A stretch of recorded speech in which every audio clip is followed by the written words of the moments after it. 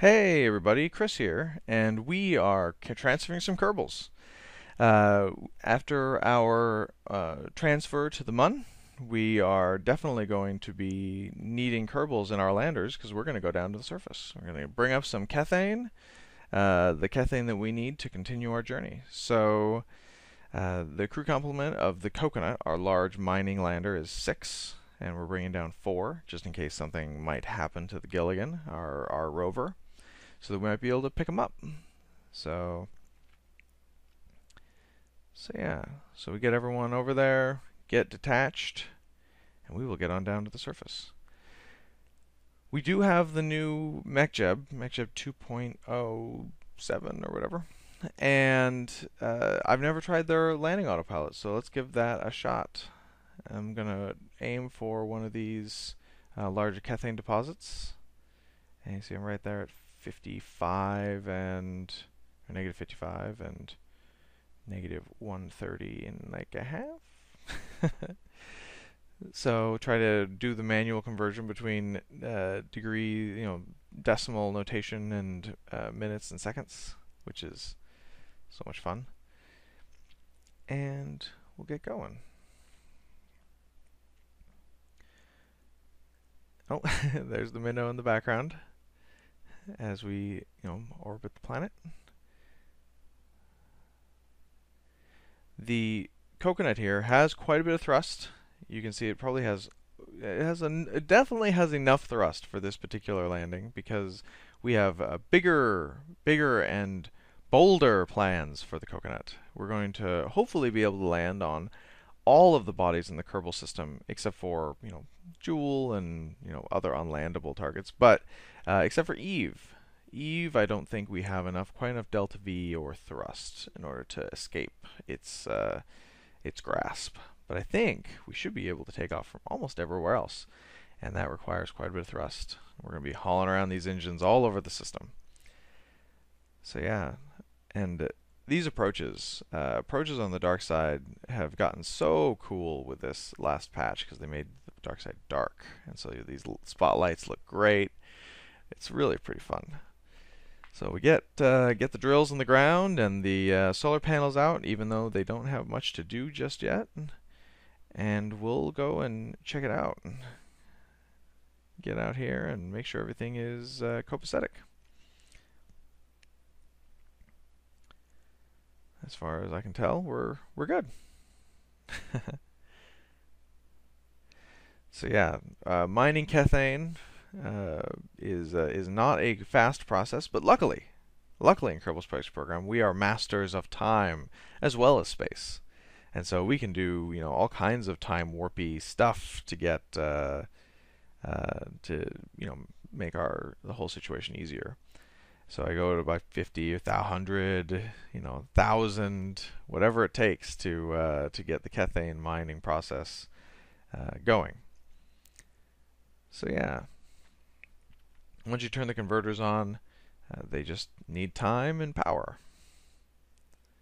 So there we go. We're all full, ready to go.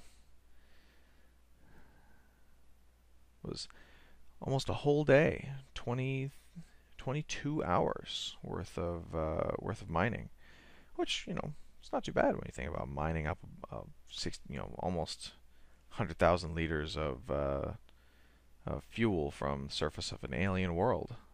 Not bad. All right. So we're getting ready to go back up, and now we're gonna land the Gilligan. Gilligan is our 2-man lander, 2 Kerbal lander, because we don't really know whether or not these are all men. They all look pretty much the same, but I'm willing to bet that we have female Kerbal knots. So we go ahead and transfer over. It's Mumbus and Bob. Bob, being the seasoned veteran, is going to go ahead and come right on in and get going. Mumbus, this is his first mission. I mean, he's been selected for quite an important flight. So we're going to go to Bill, not Bob. It is Bill, I think. Let's go ahead and get him in here. Oh, nope. It's okay. It's okay. It's okay. It's the first time. Let's do this again. And yeah. All right. Well, it can't be perfect. So, we have all of our fuel. Everything's ready to go. And we're going to detach from our mothership and get on down to the surface. Again, I'm going to be trying out the landing autopilot because I'm not sure if it is, I just haven't used it very much.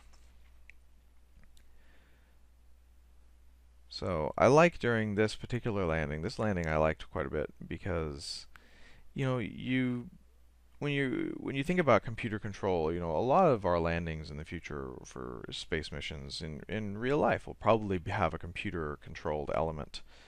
Uh, you know, the landing of Curiosity was all computer controlled, and it did all right. So, you know, I can expect that that will be the case in the future. And for this landing, you know, you imagine coming down onto the dark side of an alien world and computers in control, and you just have some readings and, you know, some other stuff, and you just have to hope that it's all going to work because you are far from home. It would take a long time to get rescued, even with the coconut around.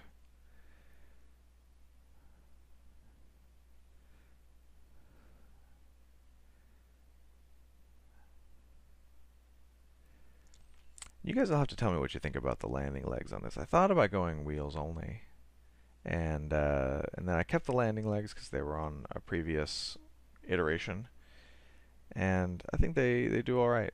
But I think I could go with wheels only, which would be pretty cool too.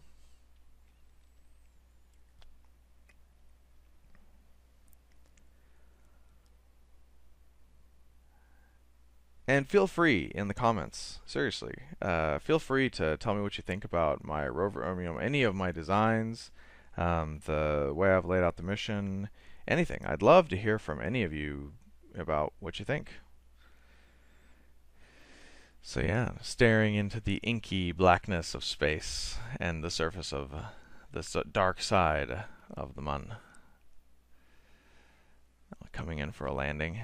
These guys are, if you saw on the map, there were the three different anomalies on the map there.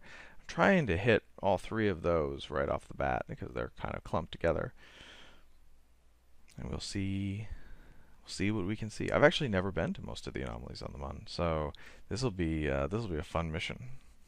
And I'm gonna split that into a different video because, you know, it's kind of spoiler-tastic.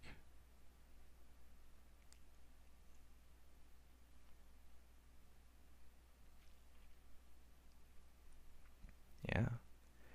So we come in, headlights visible.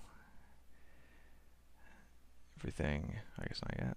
Headlights will be the first thing you see, illuminating the surface. And there we go, we're down. So there's the landing procedure for both of our landers. And we'll start exploring. So thanks for watching.